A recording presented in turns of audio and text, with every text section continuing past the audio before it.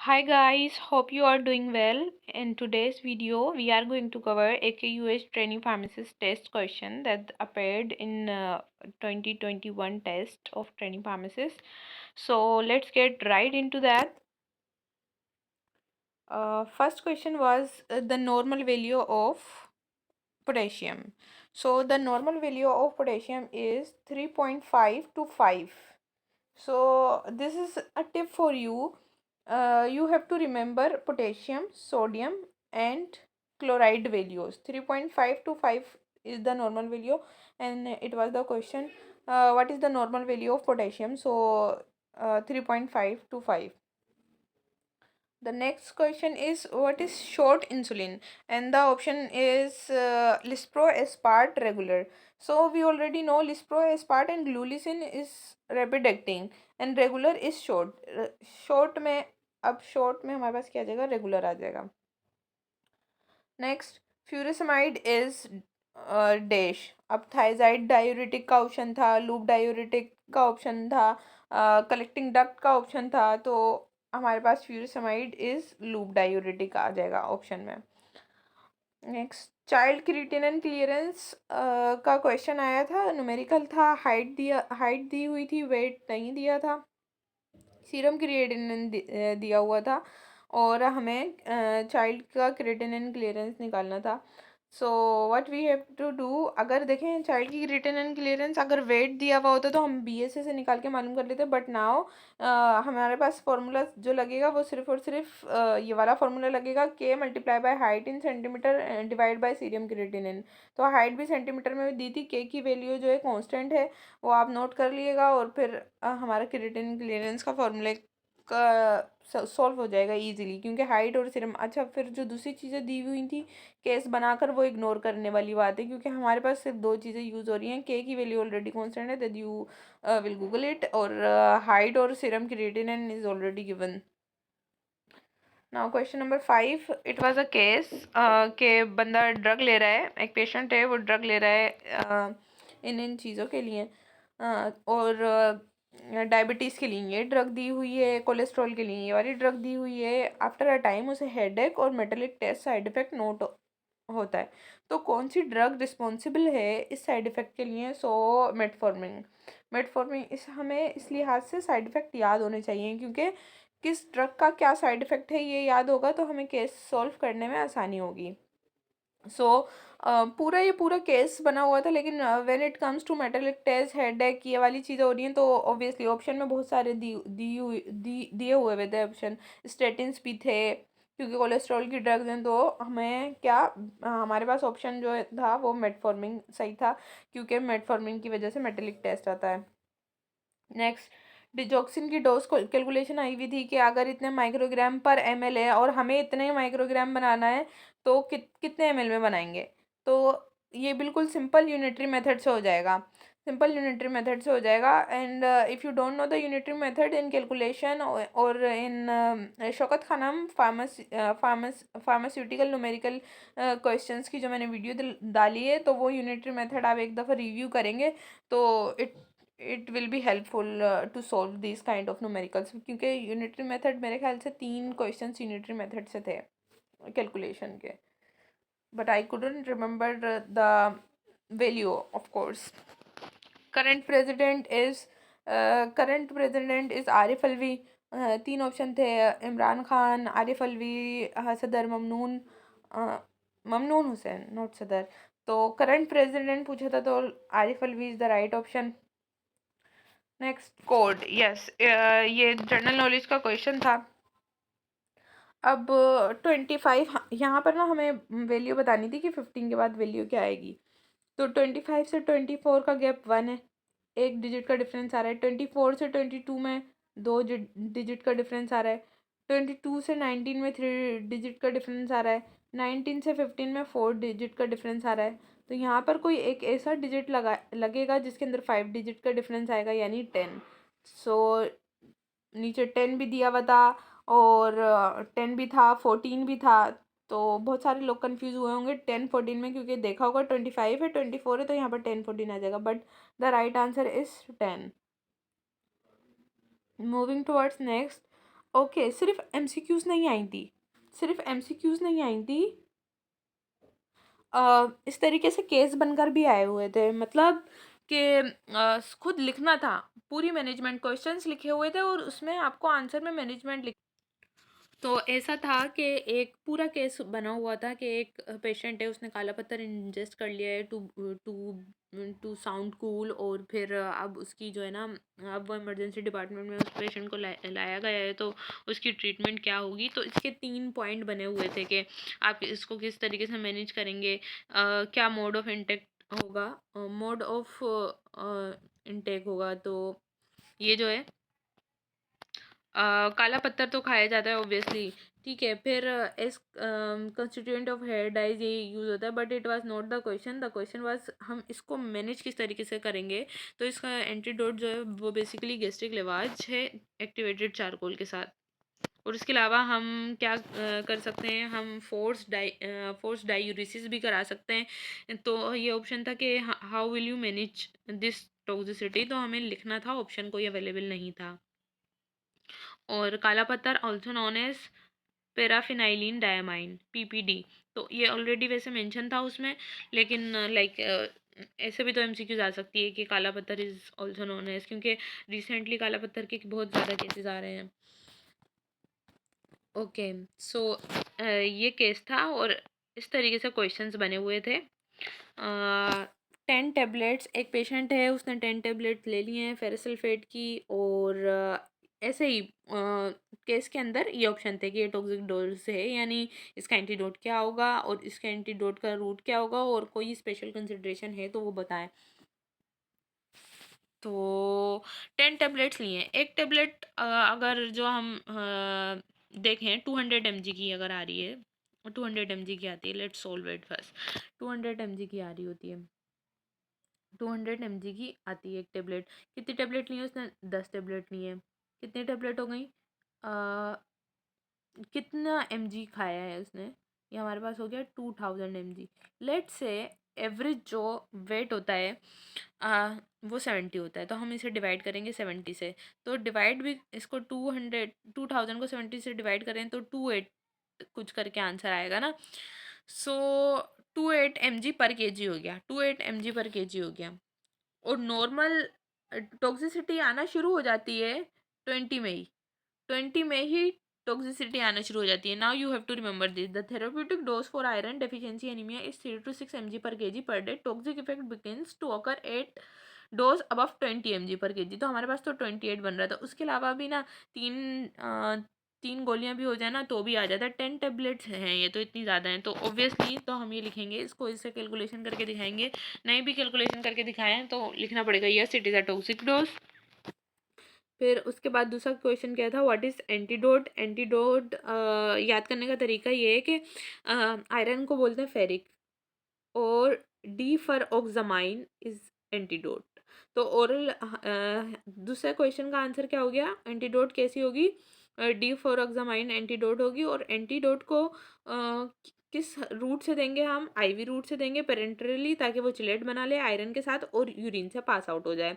फिर specific treatment हम क्या कंसिडर करेंगे, जो स्पेशल ट्रीटमेंट है वो ये, अच्छा ये भी गैस्ट्रिक लेवाज पहले हम सॉल्ट वगैरह इंट्रोड्यूस करवा कर उसकी जो है ना टॉक्सिसिटी को ख़त्म करने की कोशिश करेंगे। उसके अलावा क्या था, हम 1 से 2 महीने बाद भी हम देखेंगे जीआई कॉम्प्लिकेशन तो नहीं आ रही, क्योंकि आयरन से भी नेक्रोटाइजिंग इफेक्ट आता है। तो ये हमारी स्पेशल कंसिड्रेशन हो जाएगी कि हम उसका 1 to 2 मंथ बाद फॉलोअप रखेंगे।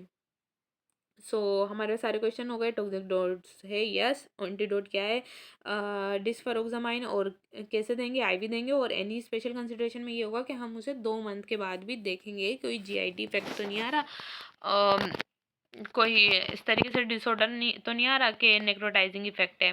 फिर next question 11, CHF drug.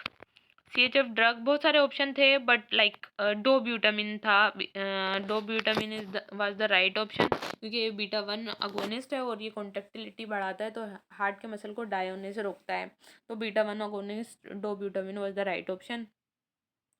Okay, Covid के पेशेंट के बहुत ज़्यादा ही मेडिकल वो क्वेश्चंस आए हुए थे, 4-5 आए हुए थे वैक्सीन वगैरह के भी ना, बिकॉज लाइक ऑब्वियसली एक टॉपिक है आजकल का। कैल्सी 1000 की डोज, विटामिन सी की डोज पूछी हुई थी बेसिकली कोविड पेशेंट में कितनी होगी।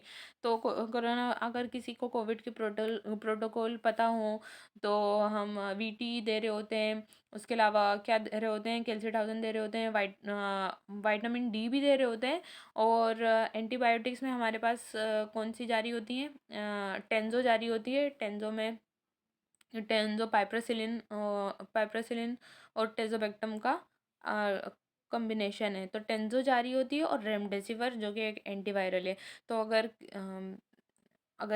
रिसेंटली किसी ने कोविड वार्ड में किसी हॉस्पिटल में इंटर्नशिप की हो तो उसे पता होगा कि ये बेसिक प्रोटोकॉल्स फॉलो हो रहे थे।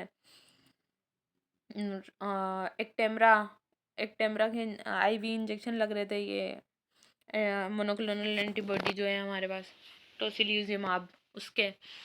तो ये हमारे पास कोविड पेशेंट का विटामिन सी हम एज मच एज उसमें डोज लिखी हुई थी 3000 to 5000 भी लिखा हुआ था, 300 भी लिखे हुए थे, 500 भी लिखी हुई थी और 1000 to 2000 भी लिखी हुई थी। So but the right answer was 3000 to 5000 mg each day. Okay, question 12 हो चुका है। Question number 13, amphotericin side effect. Amphotericin side effect actually, let me tell you the mnemonic here, PHO यानी ऐसा। तो like this is like that कि flu में use होता है ये, फेलेबाइटिस में यूज़ होता है, flu, fusion related adverse effect or phlebitis. So these are three main adverse effect of amphotericin B, that is antifungal. So these are heavy duty agent, systemic mycosis वगैरह में देते हैं। तो thrombophlebitis fusion related adverse effect ये जो है इसका main side effect है। तो बहुत सारे दूसरे थे but fusion related adverse effect is the main adverse effect of amphotericin B. Reason इन आए, ये कौन सी डिजीज़ है, अब उसमें बहुत सारे ऑप्शन थे, टोक्सोप्लाज्मोसिस, लेशमेनियासिस, बाकी ऑप्शन मुझे याद नहीं आ रहे। टोक्सोप्लाज्मोसिस तो वैसे केट वगैरह की वजह से होता है। So the right answer is लेशमेनियासिस।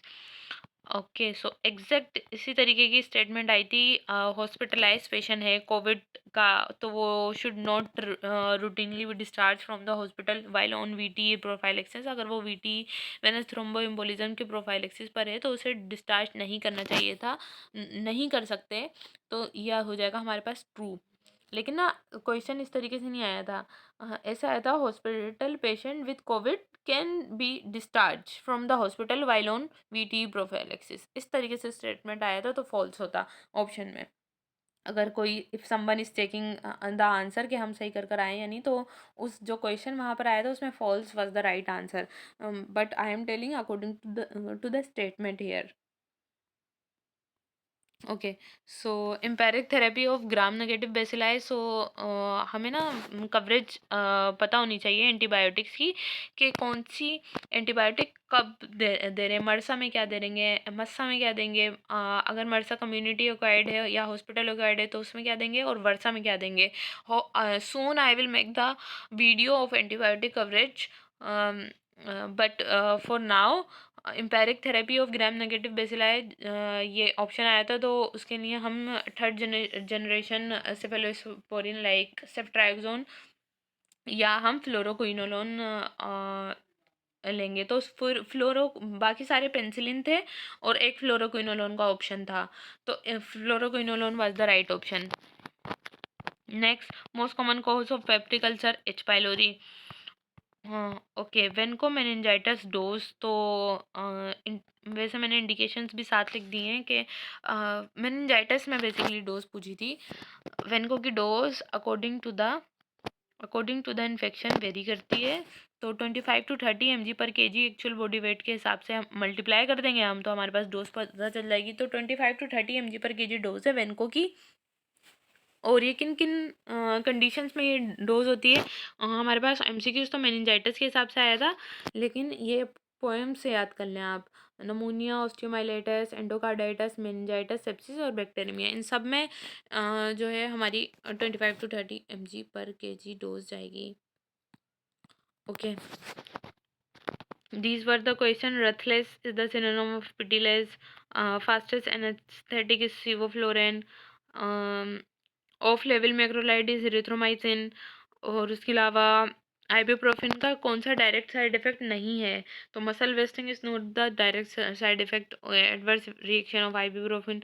टीएचएम is a source of knowledge, मतलब प्राइमरी का ऑप्शन था, सेकेंडरी का ऑप्शन था। कोई मुझे टीएचएम ऐसा लग रहा है वेबसाइट का नाम था, पूरा नाम था, लेकिन शॉर्ट फॉर्म मुझे याद रह गई, पूरा वेबसाइट का नाम याद नहीं रहा। टीएचएम तो ऑब्वियसली अगर कोई बंदा फेस टू फेस बात कर रहा है या डायरेक्टली अपनी रिसर्च बता रहा है या कुछ, तो वो हमारे पास प्राइमरी होता है, ये सेकेंडरी आएगा। When did Urdu become national language of Pakistan? तो आज के दिन 25 फरवरी 1948, पाकिस्तान बनने के कुछ टाइम बाद नेक्स्ट ईयर 1948 में पाकिस्तान की नेशनल लैंग्वेज उर्दू करार दी गई थी।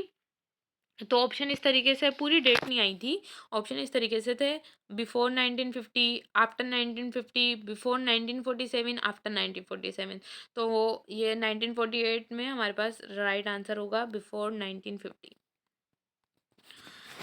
Okay, so bulk laxative is, इस तरीके से आया था कि हमारे पास लेग्जेटिव कॉन्स्टिपेशन में जो दिए जाते हैं, तो बल्क लेग्जेटिव साइलियम है, यानी हस्क यानी भूसी, स्पगोल। तो बल्क फॉर्मिंग जो है, ये हमारे पास ये ऑप्शन था, साइलियम ऑप्शन था। बाकी हमें और दूसरे भी पता होना चाहिए कि लुब्रिकेटिंग हमारे पास मिनरल ऑयल है, ऑस्मोटिक में इलेक्ट्रुलोज है, पॉलीथाइलिन पीईजी है, और मैग्नीशियम हाइड्रोक्साइड है। तो ऑप्शन में मैग्नीशियम हाइड्रोक्साइड भी दिया हुआ था, पीईजी भी दिया हुआ था, और भी पता नहीं कोई दिया हुआ होगा, like psyllium I could remember, ये बल्क लेग्जेटिव है। So the right answer was psyllium.